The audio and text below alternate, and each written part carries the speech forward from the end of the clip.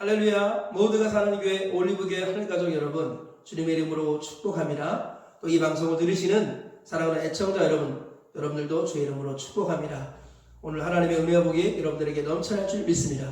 우리 서로 한번 인사하겠습니다. 잘 되고 있습니다. 기도하면 됩니다. 네, 오늘은 요한복음 15장 1절에서 15절 말씀에 근거해서 포도나무와 가지 비유라는 제목으로 하나님의 말씀을 전하도록 하겠습니다. 우리 사람은 비교하는 경우가 종종 있습니다. 자기 자신의 장점과 다른 사람의 약점을 비교하기도 하고 나의 약점과 다른 사람의 장점을 비교하기도 합니다. 그래서 내가 좀 낫다 싶으면 우월감에 빠지기도 하고 내가 좀 못하다 싶으면 열등감에 빠지기도 합니다. 비교, 이것이 바로 우리 인간의 본능이 아닐까 싶습니다. 그런데 사람은 비교하지만 하나님은 비유하십니다. 하나님께서는 오늘 포도나무와 가지 비유로 우리에게 하나님 자신을 계시하고 계십니다. 비교의 본능을 버리시고 하나님의 언어, 비유를 발견하시는 이 시간 되었으면 좋겠습니다. 하나님께서 천국의 비밀을 가르쳐 주시고 하나님 자신을 알려주시려고 오늘 주는 이 포도나무와 가지 비유를 통해서 저와 우리 모두가 하나님의 은혜와 사랑을 경험하시길 주님의 이름으로 축복합니다. 우리 주님께서는 오늘 포도나무와 가지의 비유를 통해서 우리에게 실제적으로 세 가지의 교훈을 주고 계십니다. 첫째로는 농부의 모습으로 하나님을 이해해야 한다는 것입니다. 막연하게 하나님을 책장에서 또는 안방에서 머릿속으로 생각 속으로 하나님을 생각하는 경향, 하나님을 믿는 경향 우리 가운데 간혹 있습니다. 그런데 하나님께서는 우리에게 말씀하십니다. 머리로 믿는 것이 아니다. 그래서 실제적으로 하나님이 어떤 분인가를 알려주시려고 농부로 자신을 비유하셨다는 거예요. 농부의 모습을 떠올려 보시기 바랍니다. 저희 아버지도 제가 어렸을 때 농부셨습니다. 저는 정말 아버지를 따라서 반일하는 것이 너무 괴로웠어요. 그렇지만 아버지는 자녀들을, 가족을 부양하기 위해서 부지런히 일하셨던 그런 기억이 제 머릿속에 떠오릅니다. 저희 아버지는 농부셨습니다. 그래서 저는 농부의 마음을 어느 정도 헤아립니다. 하나님도 자신을 농부라고 비유하셨습니다. 농부의 모습을 떠올려 보십시오. 농부가 원하는 것이 무엇입니까? 일단은 많은 열매를 원한다는 것입니다. 오늘 본문의 5절 말씀도 보니까 나는 포도나무요 너희는 가지라. 그가 내 안에 내가 그 안에 거하면 사람이 열매를 많이 맺나니. 우리 주님께서는 농부로서 많은 열매를 맺기 원하신다는 거예요. 8절에도 나와 있습니다. 너희가 열매를 많이 맺으면 내 아버지께서 영광을 받으실 것이요 너희는 내 제자가 되리라. 열매를 많이 맺는 것을 기뻐하신다고 주님이 말씀하고 계십니다. 농부이신 하나님은 많은 열매를 맺기를 원하신다는 거예요. 누가 많은 열매를 맺어야겠습니까? 우리가 많은 열매를 맺어야겠습니다.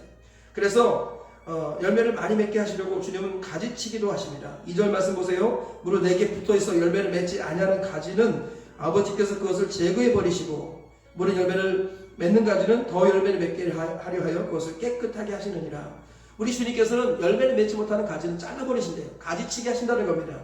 이 가지치기 대상이 누구일까요? 예수님께 붙어있다고 하는 가지를 말하는 거예요. 지금으로 말하면 교회 다닌다고 하는 사람들, 그런 사람들을 염두에 두고 하시는 말씀이에요.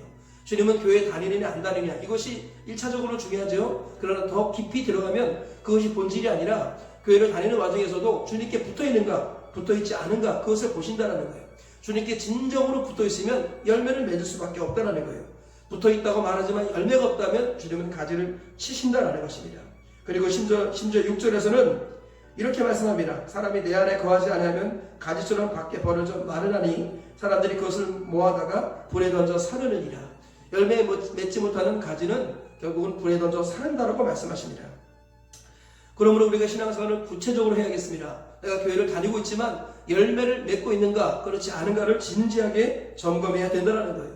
주님은 열매를 많이 맺기 원하십니다. 어떤 열매를 원하실까요? 첫 번째는 회개의 열매를 원하십니다. 세례 요한을 통해 말씀하시기를 회개에 합당한 열매를 맺으라 라고 말씀하셨습니다. 회개에 합당한 열매를 맺지 아니하면 그죠? 하나님께서 불살라 버리시는 것입니다. 그리고 또 하나는 뭐예요? 성령의 열매를 맺으라고 말씀합니다. 성령의 열매는 사랑과 희락과 화평과 오래 참음과 자비와 양성과 충성과 온유와 절제니 이 같은 것을 금지할 법이 없느니라. 아무도 막을 수 없다는 거예요. 예수님을 진정으로 믿게 되면 이 성령의 열매를 맺게 된다는 것입니다. 또 하나의 열매는 무엇일까요?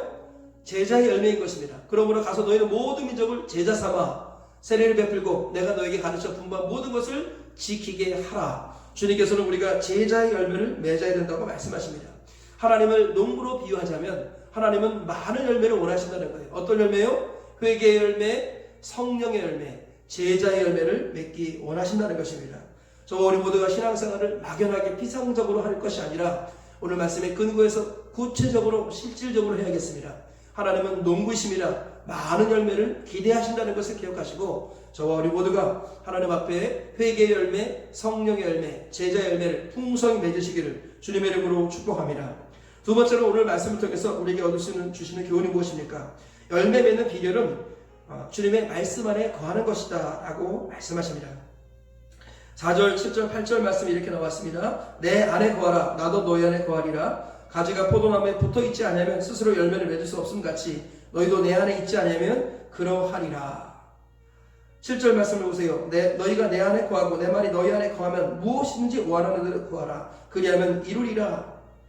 그리고 8절에도 이렇게 말씀하죠. 너희가 열매를 많이 맺으면 내 아버지께서 영광을 받으실 것이요 너희는 내 제자가 되리라. 우리 주님께서는 열매를 맺는 비결로 내 안에 거하고 내 말 안에 거하라 라고 말씀합니다. 즉 주님 안에 거하고 주님께 붙어있는 것은 무엇입니까? 주님의 말씀으로 돌아가는 것입니다. 말씀이 안에 있고 말씀으로 돌아갈 때 주님 안에 거하게 되고 주님 안에 거하게 되는 것입니다. 말씀과의 거리가 주님과의 거리라는 것이죠. 말씀을 사랑하는 것이 주님을 사랑하는 것이고 말씀을 멀리한다면 주님을 멀리하는 것이다 라고 말씀하십니다. 진정한 열매를 맺는 길이 무엇입니까? 하나님의 말씀으로 돌아가는 것입니다. 주의 말씀은 내 발의 등이요 내 길의 빛입니다. 복 있는 사람은 악인들의 꾀를 따르지 아니하고 죄인들의 길에 서지 아니하며 오만한 자의 자리에 앉지 않습니다.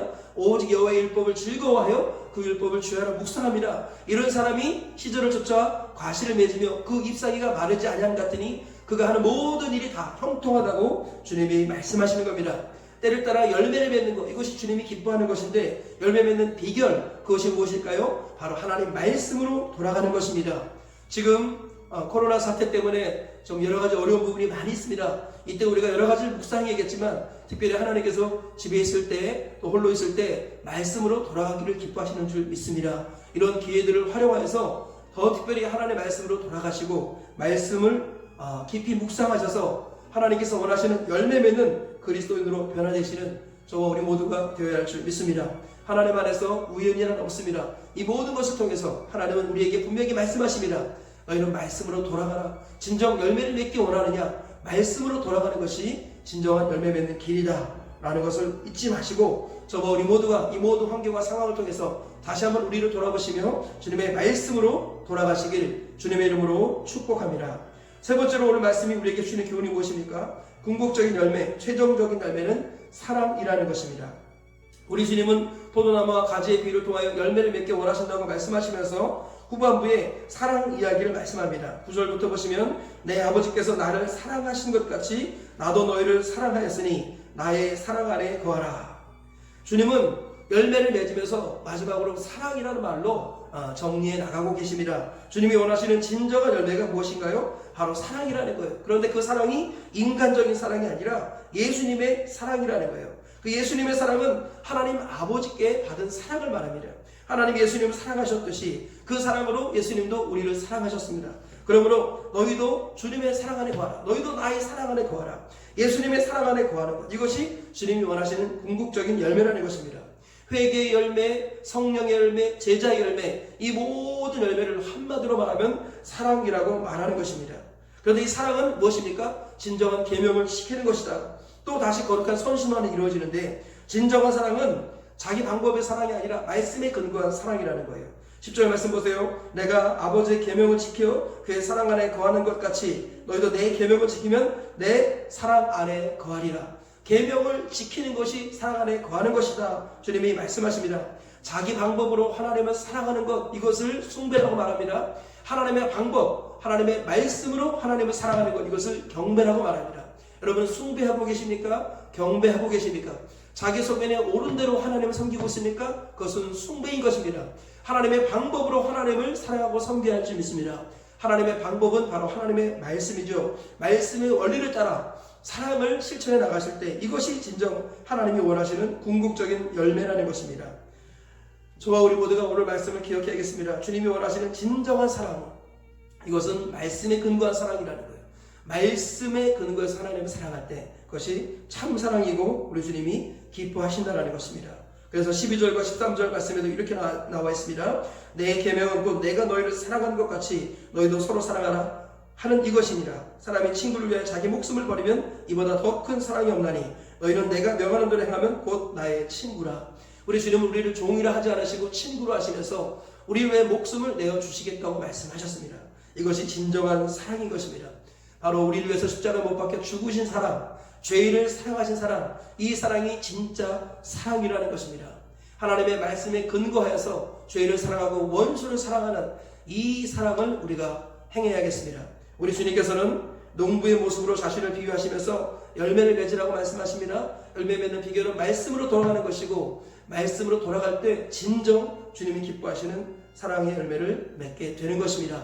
오늘 말씀을 기억하시면서 저와 우리 모두가 주님이 원하시는 진정에 근거해서 딱 한 가지만 여러분이 할 수 있는 일들을 행하시기를 바랍니다.